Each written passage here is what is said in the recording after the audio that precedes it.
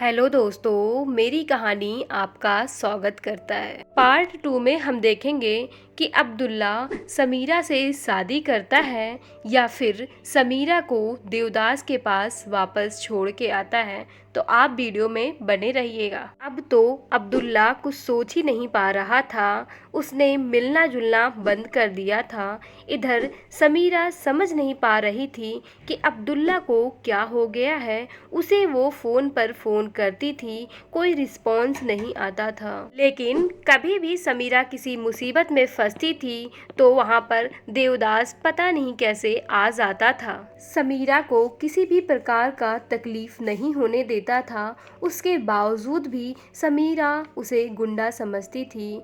उधर देवदास के दोस्त का रो रो कर बुरा हाल था, क्योंकि अब ना तो वो अपने दोस्त से मिल पाता था, ना ही उसकी बात हो पाती थी समीरा से। एक दिन अब्दुल्ला के पेरेंट्स फ़ोन करके देवदास को अपने घर बुलाते हैं, क्योंकि अब्दुल्ला के पेरेंट्स अब्दुल्ला की हालत नहीं देख पाते थे।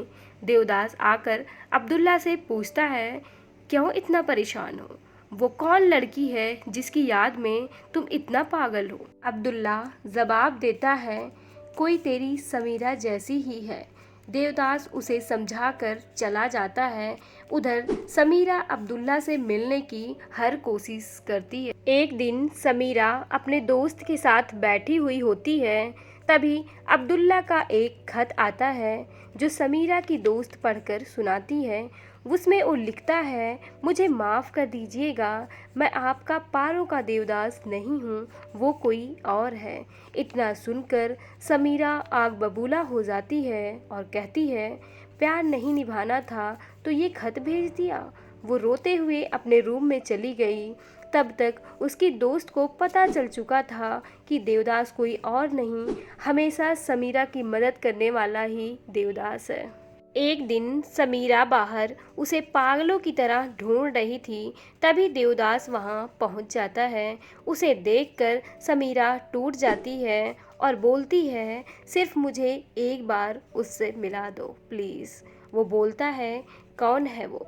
समीरा अपने बैग से अब्दुल्ला की फ़ोटो निकाल कर देती है।